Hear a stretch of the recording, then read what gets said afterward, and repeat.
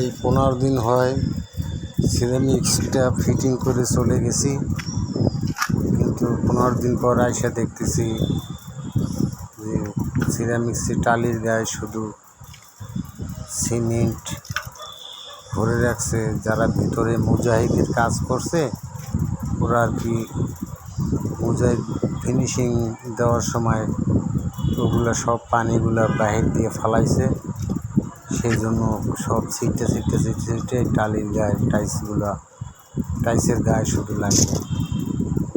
এখন এগুলা উঠাইতে তো যে উঠাইবে তারই তো খবর হয়ে যাবে যে কীরকম লাগে। ঠিক আছে বন্ধুরা, এইটা আমরা যেহেতু সমস্যা হয়েই গেছে, এটা আমরা চেষ্টা করব সুন্দরভাবে উঠানোর।